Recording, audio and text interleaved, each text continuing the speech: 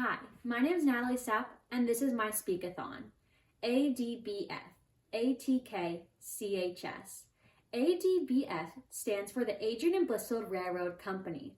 Today I'll be diving into the history behind railroads. Michigan had an immense history on a seemingly dull topic, and I didn't realize the importance of it until I truly went and researched about this topic. Railroads were not only important to the Industrial Revolution, but Michigan as a whole, because of the fur trade as well as the fish trade that was going on. But the main importance was the transportation for people. Back in the 1820s, railroads were created and only grew in popularity over time because cars were not invented until the 1880s. It provided citizens with the opportunity to move out of the cities that were very packed with people and move into the suburbs, but still be able to get back to their jobs that were still in the cities. The problem with these railroads is that since so many people use them, they need to continue building it so more people would have access.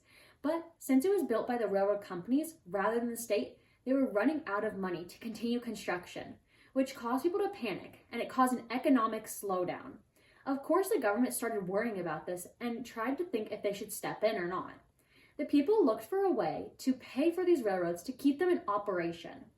But the problem with this was that since railroads were made to be a cheap transportation, they didn't have the funds, nor could they find the funds to provide to the railroads, because the rich weren't using the railroads as much as it was to the everyday citizen. Railroads were an extremely crucial part of society, so this big panic happened nationwide. In Michigan, there was also this excitement behind railroads, and they built Michigan Central and Michigan Southern. Michigan Central and Michigan Southern were both the main railroad transportations that were used, and therefore they also had this panic of how they would afford to stay in operation. Luckily for Michigan Central, they were able to raise enough money, but Michigan Central and Southern both had this legal obligation to continue building west all the way to Lake Michigan, from where they currently were located.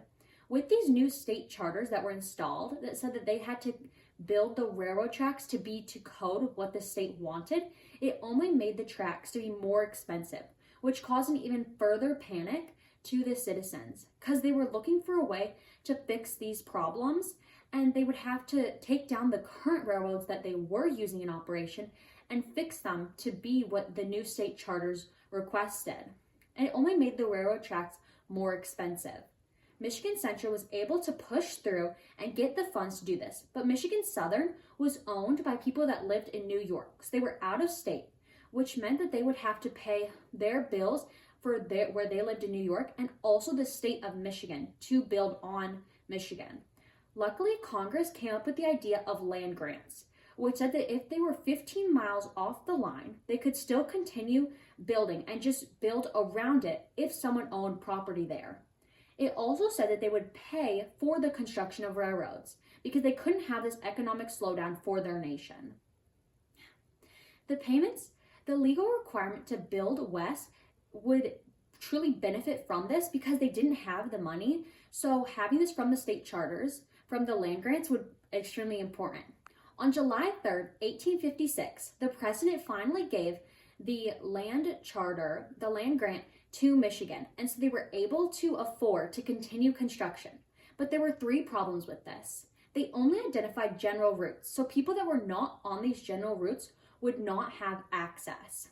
It was also that the railroad companies would not get the funds. They would go straight to the state, which meant that they wouldn't fully have access until the state gave them the funds, and they didn't know if the state would give all the funds that were given from these land grants.